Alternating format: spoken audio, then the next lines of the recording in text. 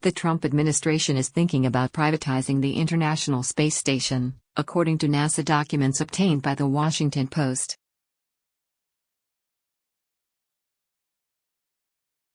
The White House wants to stop funding for the station after 2024, the documents indicate, and is working on a transition plan to hand the orbiting lab over to private industry.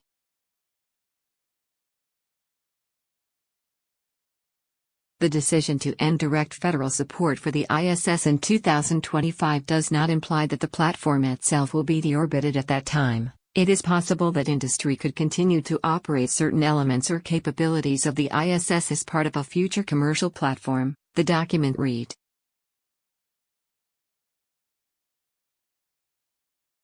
Scroll down for video.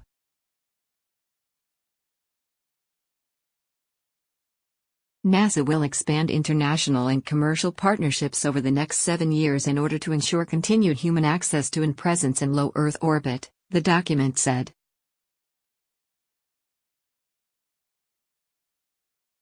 The White House will release its budget request on Monday, allocating $150 million in fiscal year 2019 for the space station, The Washington Post said.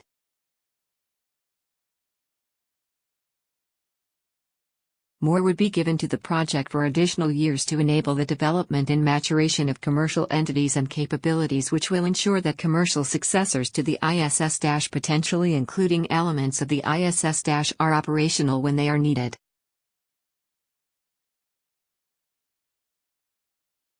The International Space Station, argued one of the Post's sources, Andrew Arash, the chief executive of Maiden Space, is built for science and human exploration. It's not built for profit-seeking.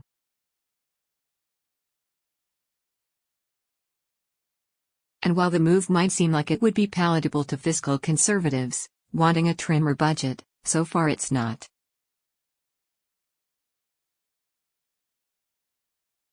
Senator Ted Cruz, a Republican from Texas, is already encouraging the White House to scrap this plan.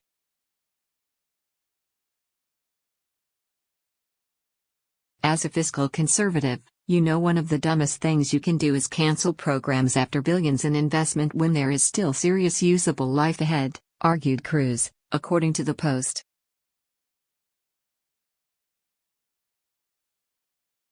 Approximately $100 billion in taxpayer cash has been used to build and operate the orbiting piece of real estate.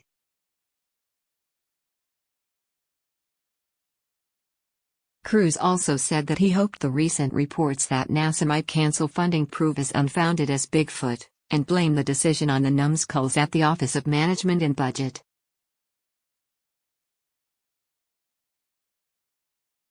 A public-private partnership was more palatable to the Texas Republican.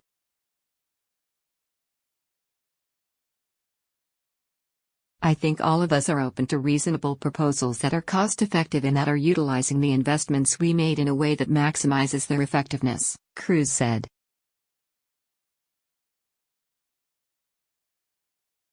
Boeing already operates the station for the U.S. government, with taxpayers paying the company around $3 to $4 billion annually.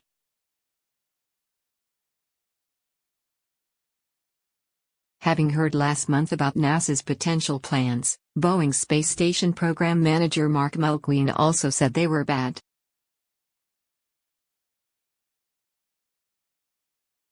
Walking away from the International Space Station now would be a mistake, threatening American leadership and hurting the commercial market as well as the scientific community, Mulqueen said, according to the Post.